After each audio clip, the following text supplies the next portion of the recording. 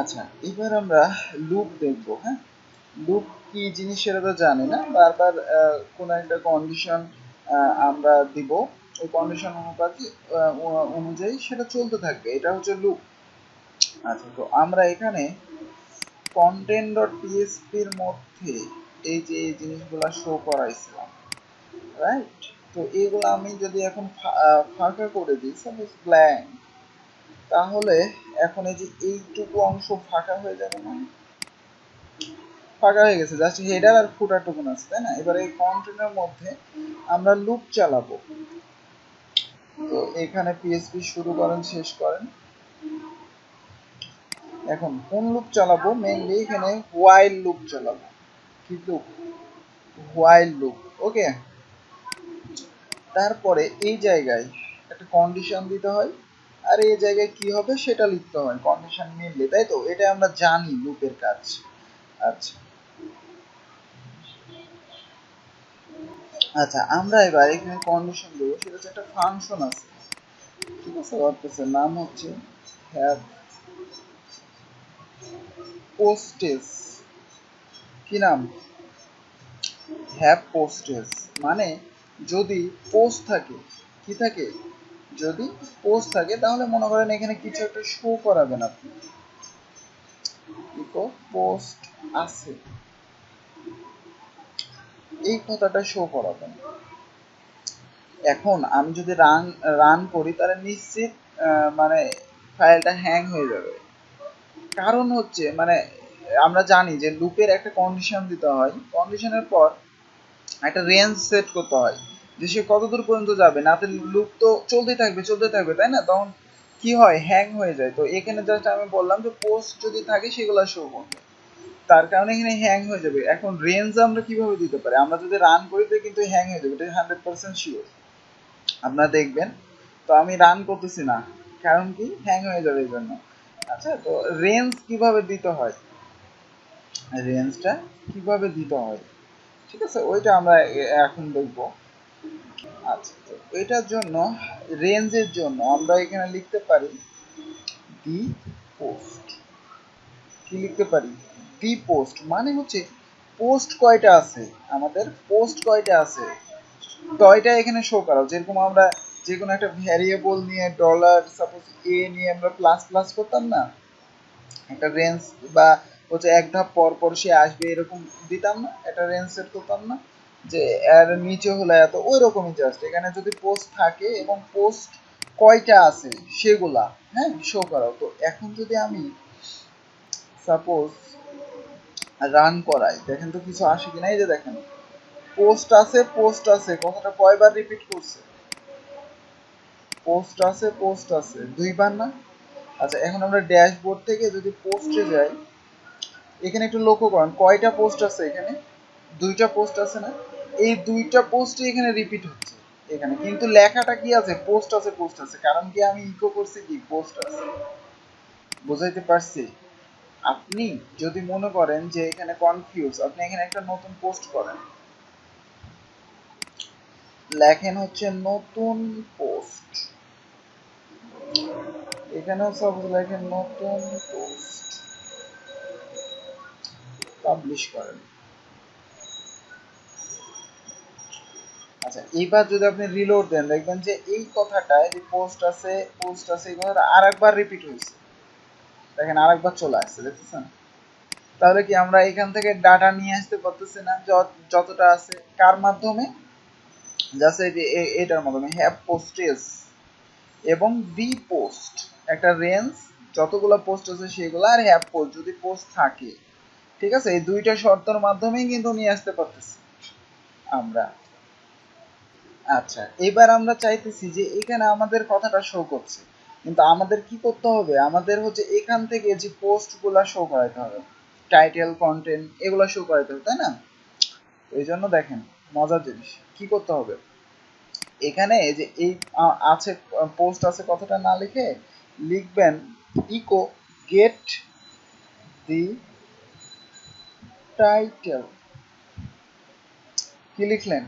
Gate দি title মানে হচ্ছে এই যে পোস্ট, হ্যাভ পোস্ট আছে আর রেঞ্জ অনুযায়ী এই যে গেট ডে টাইটেল মানে হচ্ছে যে আমাদের যদি পোস্ট থাকে এখানে, তাহলে যে টাইটেলগুলো আছে সেগুলো শো করা। এবার যদি আপনি ইমেল রিলোড দেন, দেখেন নতুন post, new post, hello world তিনটাই শো করতেছে, দেখতেছেন? আচ্ছা, এখানে একটা বিআর সেট করা, তাহলে যেন নিচে নিচে শো করে। আমরা জানি কি লুপ চলতেই থাকে একটা রেঞ্জ পর্যন্ত শর্ত। তো দা পোস্ট মানে কি, যতগুলো পোস্ট থাকবে ততগুলো রেঞ্জ অনুযায়ী ঘুরতেই থাকবে। তো এখানে যদি আমি একটা ডট বিআর দিই,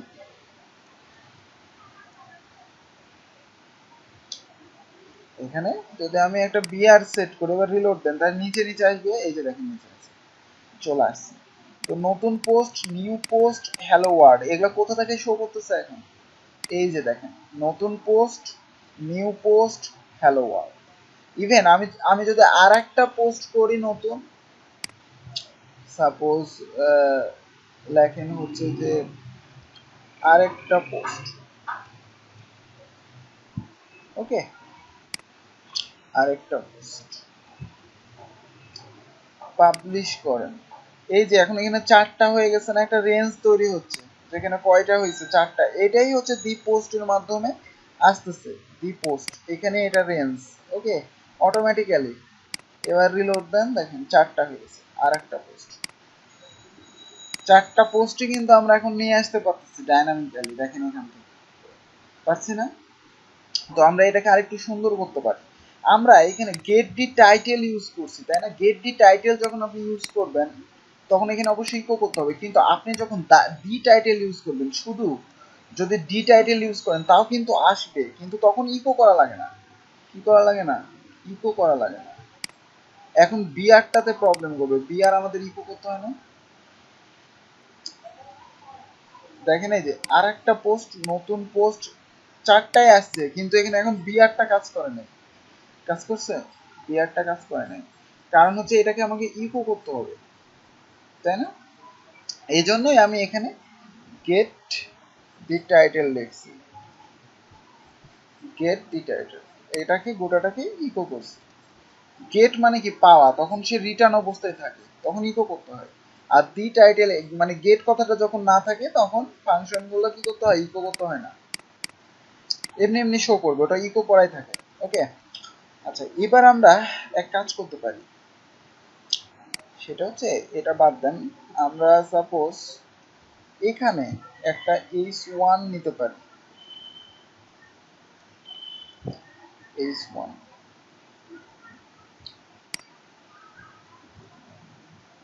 স্ল্যাশ h1। আচ্ছা, কি করছি? h1 শুরু করছি, শেষ করছি, তাই না? এবার এখানে ডট দেন, ডট দিয়ে বলেন যে gate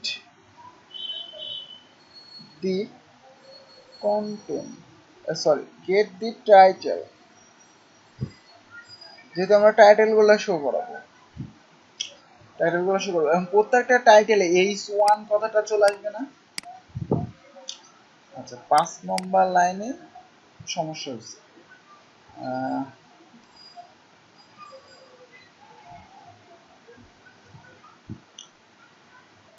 get the title, wait,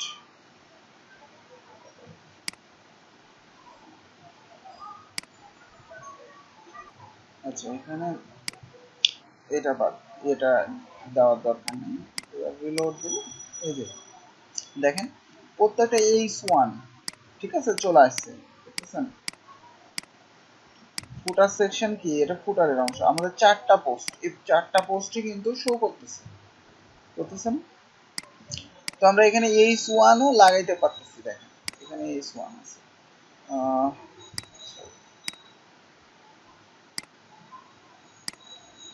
আচ্ছা, এখানে ইনস্পেক্ট এলিমেন্ট করলে দেখবেন যে এখানে h1 চলে আসছে,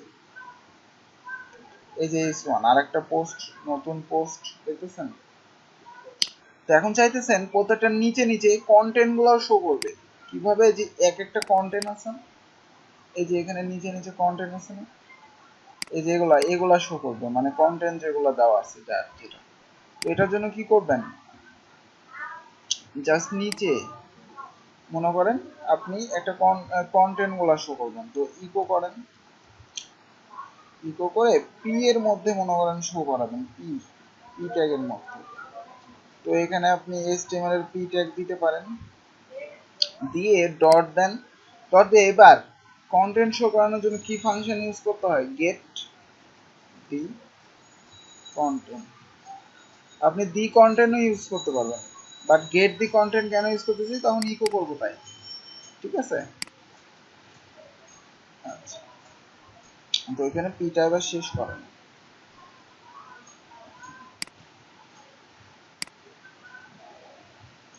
গেট দি কন্টেন্ট। এবার কি হবে, কন্টেন্ট গুলো আসবে, এই যে দেখেন যার যেটা কন্টেন্ট, দেখেন আরেকটা পোস্টের কন্টেন্ট হচ্ছে আরেকটা পোস্ট, নতুন পোস্টের কন্টেন্ট হচ্ছে নতুন পোস্ট, নিউ পোস্টের কন্টেন্ট হচ্ছে নিউ পোস্ট, আর হ্যালো ওয়ার্ল্ডের কন্টেন্ট কি, এই যে।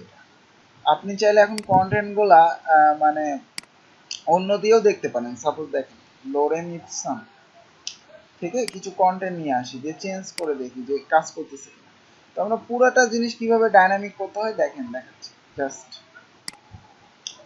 তো আমি সাপোজ এখান থেকে কিছু কন্টেন্ট কপি করলাম, কপি করে এই যে আর একটা পোস্ট আছে না, এই জায়গায় মনে করেন দিয়ে দিলেন এতগুলা। এখন রিলোড দেন, দেখেন আর একটা পোস্টের এই যে কন্টেন্ট গুলা শো, এভাবে প্রত্যেকটা যেটা দিবেন সেটাই শো করতেছে। তাহলে ফাংশন গুলা কি কি, দি টাইটেল বা গেট দি টাইটেল, গেট দি টাইটেল দিলে অবশ্যই ইকো করতে হবে, আর দি কন্টেন্ট দিলে ইকো করা লাগবে না, কিন্তু গেট দি কন্টেন্ট দিলে ইকো করতে হবে কন্টেন্ট আনার জন্য, ঠিক আছে। এর মাধ্যমে আমরা টাইটেল গুলা শো করাতে পারবো, এর মাধ্যমে কন্টেন্ট গুলা শো করাতে পারবো, ঠিক আছে, বুঝাইতে পারছি। এবার চাইতেছেন টাইটেল আর কন্টেন্ট তো মানে পারলাম শো করাইতে, তাই না। এখন আপনি চাইতেছেন যে ইমেজ শো করাইতে, কারণ আমরা পোস্টে তো ইমেজ দিতে পারি না। এই যে আর একটা পোস্টের মনে করেন এখান থেকে আমরা একটা ইমেজ সেট করব, এটাই একটা ইমেজ সেট করব, পাবলিশ করেন। এখন কি ইমেজটা শো করবে, কারণ আমরা এখানে তো কিছুই বলে দেই নাই যে ইমেজটা শো করাও, বলছি। তো ইমেজ শো করানোর জন্য কোন ফাংশন ইউজ করতে হয় দেখেন, সাপোজ এই এর নিচে আপনি শো করাবেন। তো ইমেজ শো করানোর জন্য যেটা লিখতে হয় সেটা হচ্ছে পিএসপি শুরু করেন শেষ করেন, এখানে লিখবেন দি পোস্ট থাম্বনেল, ওকে। কি লিখবেন, দি পোস্ট থাম্বনেল। এবার একটু লক্ষ্য করেন যেটার ইমেজ সেট করা আছে সেটার ইমেজ শো করে। 6 নম্বর লাইন, সিনট্যাক্স ইরো,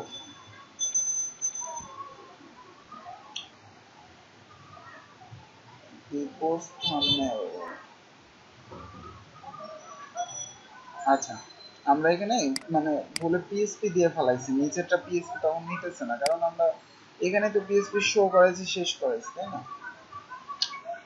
এবার লোক এই যে দেখেন ইমেজ শো করতেছে, দেখতেছেন আর একটা পোস্ট টাইটেল, তারপরে ইমেজ, তারপরে কি কন্টেন্ট শো করতেছে। আর এগুলার ইমেজ এখনো শো করতেছে না, কারণ কি এগুলাতে ইমেজ দিইনি, সেট করিনি। তো ওই পোস্ট গুলাতে যদি ইমেজ সেট করেন, নতুন পোস্ট, এইটা কন্টেন্ট আছে, টাইটেল আছে, ইমেজ সেট নাই, তো ইমেজ যদি দেন, সাপোজ এবার এটা দেন, আপডেট করেন, রিলোড দেন, দেখেন এই যে।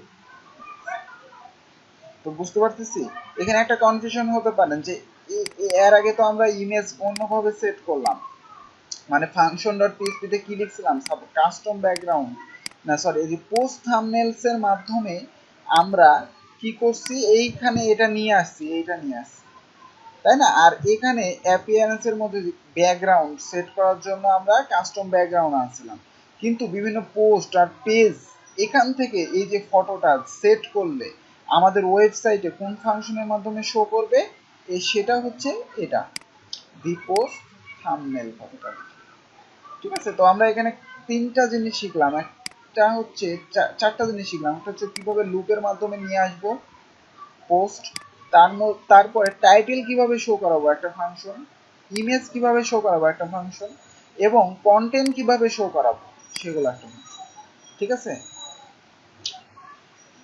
আচ্ছা, আমরা মোটামুটি ওয়ার্ডপ্রেসের কিছু ফাংশনালিটি দেখছি কিভাবে কাজ করে। তো এখন আমরা একটা টেমপ্লেট নিয়ে কাজ করব। সাপোজ বেসিক একটা টেমপ্লেট নিয়ে আমরা ওইটাকে কনভার্ট করব ওয়ার্ডপ্রেসে, ঠিক আছে। তো আমাদের যেটা করতে হবে,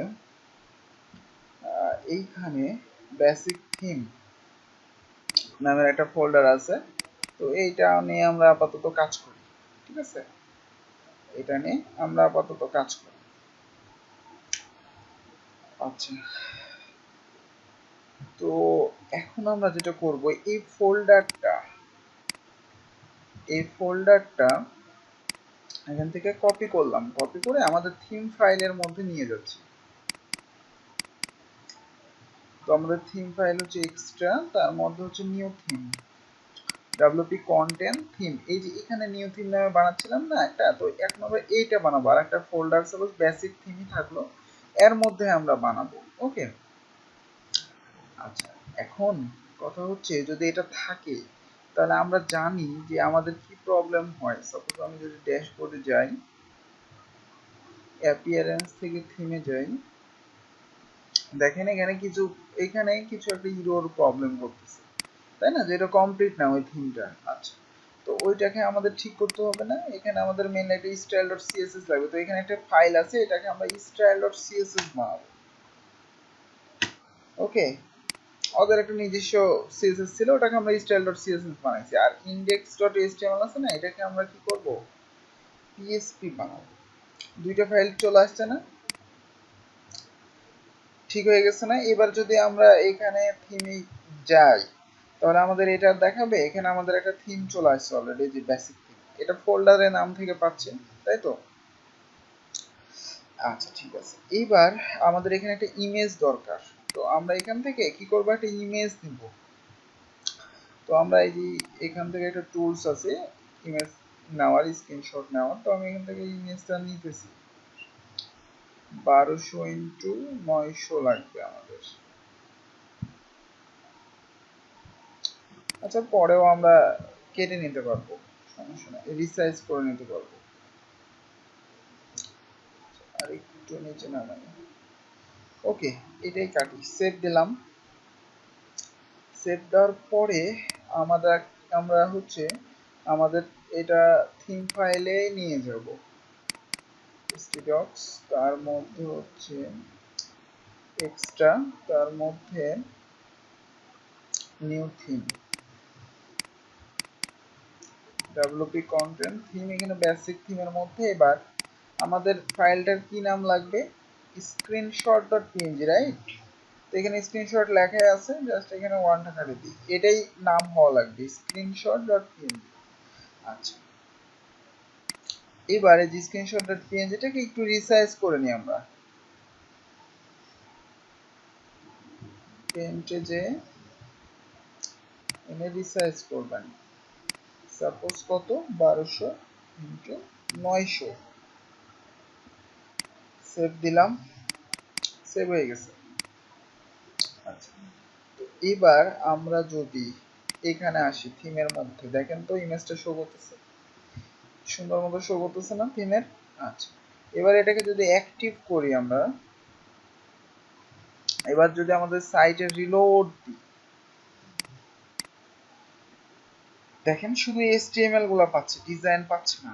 কারণ কি, কারণ হচ্ছে আমরা এই যে style.css নাম চেঞ্জ করছিলাম, index.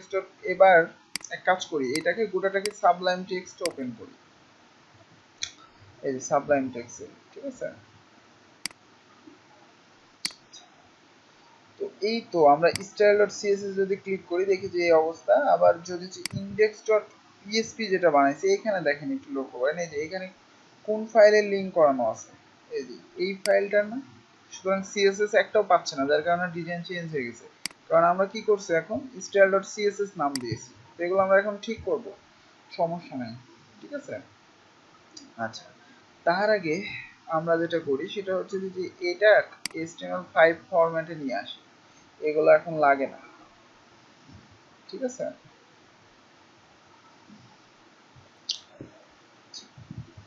তারপরে সেভ দিলাম। আচ্ছা, তো এখানে যে টাইটেলটা আছে এটা আমরা কিসের মাধ্যমে পাবো? ফাংশন ডট পিএসপি থেকে, তো এটা বাদ দেন। তারপরে যে এগুলা চেঞ্জ করি, এখন এগুলা প্রয়োজন নেই।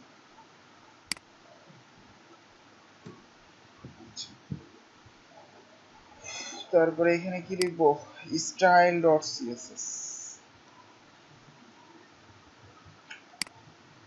আচ্ছা, স্টাইল ডট সিএসএস লিখলাম। এইবার যদি আমরা সাইটটা রিলোড দিই, দেখেন তো পাই কিনা। পাইছে? পাই নাই, কারণ আমরা স্টাইল ডট সিএসএস টা এখনো পাচ্ছে না। একটু কন্ট্রোল শিফট মানে পেজ ইয়েতে যান, দেখেন যে এখানে আছে। দেখেন স্টাইল ডট সিএসএস ক্লিক করলে কিছুই আসে না, তাই না?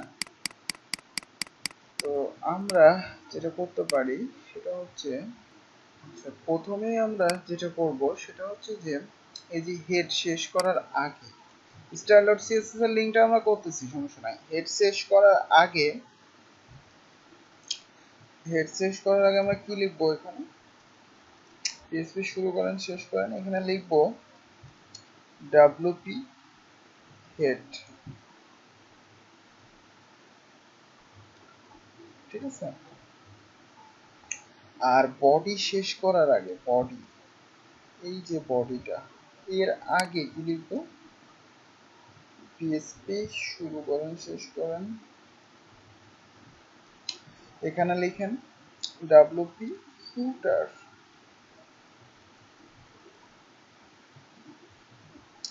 সেভ দেন। এবার যদি লক্ষ্য করেন যে এইখানে অ্যাডমিন বার ছিল না, তাই না? এবার রিলোড দেন, দেখেন একটা অ্যাডমিন বার চলে আসছে। ওকে, তো এগুলো আমরা বেসিকে দেখছি আগের পর্বে। আচ্ছা, তো এবার আমরা একটু লক্ষ্য করি, এইখানে এই যে এটা আছে, এখানে আমরা ডাইনামিক একটা কোড বসাবো যার মাধ্যমে ল্যাঙ্গুয়েজ সেট করা যাবে। যেমন আমরা যদি ড্যাশবোর্ডে যাই, এখান থেকে দেখবেন যে সেটিং আছে, সেটিং থেকে জেনারেলে যান, জেনারেলের নিচে আসেন। আচ্ছা, জেনারেল না, সম্ভবত রিডিং এ আছে। আচ্ছা ওয়েট, এখানে ল্যাঙ্গুয়েজ চেঞ্জ করার এই সাইট ল্যাঙ্গুয়েজ, এই যে, ঠিক আছে, এটাই খুঁজতেছি। তো সাইট ল্যাঙ্গুয়েজ এখানে ইংলিশ করা আছে না? আপনি যদি এখান থেকে এখন বাংলা করেন, বাংলা দিয়ে যদি একটা সেভ চেঞ্জ দেন, এবার এখানে রিলোড দেন, কিছুই শো করবে না, তাই না? পেজ সোর্সে যান, এইখানে HTML কথাটার এখানে ফাঁকা, তাই না? কিন্তু আমরা যদি এখন এই যে এখানে একটা কোড ফাংশন ইউজ করি, নাম হচ্ছে পিএসপি শুরু করবো শেষ করবো, তারপর লিখবো ল্যাঙ্গুয়েজ অ্যাট্রিবিউট, কি? ল্যাঙ্গুয়েজ অ্যাট্রিবিউটস, ঠিক আছে?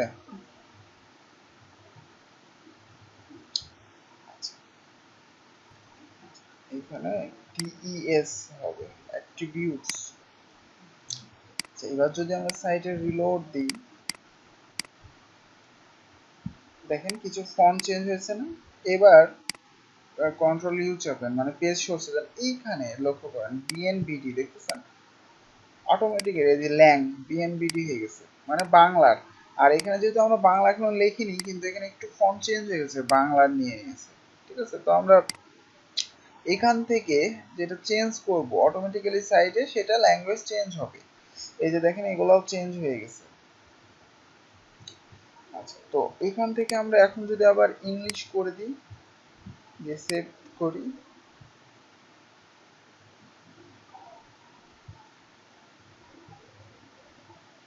আচ্ছা এবার রিলোড দেন, এবার আবার পেজ সোর্সে যান, দেখেন এইখানে ইএন ইউএস দেখছেন, মানে ইংলিশ ইউনাইটেড স্টেট, এরকম সিস্টেম। হ্যাঁ, ল্যাঙ্গুয়েজ আমরা এভাবেই চেঞ্জ করতে পারবো। এই জন্য তো আমরা অলওয়েজ এইচটিএমএল এর মধ্যে দেখবেন যে ল্যাং কথাটা লেখার পরে এখানে ল্যাঙ্গুয়েজ দেওয়া থাকে। তো এটাকেও আমরা ওয়ার্ডপ্রেসে কি করতে পারতেছি, কনভার্ট করতে পারতেছি। ওয়ার্ডপ্রেসের ফাংশনালিটি ইউজ করে এটাকেও আমরা ডাইনামিক চেঞ্জ করতে পারছি। ঠিক আছে? আচ্ছা, এবার যেটা করতে পারি এগুলা কেটে দিই। এবার আমরা লিঙ্ক করাবো।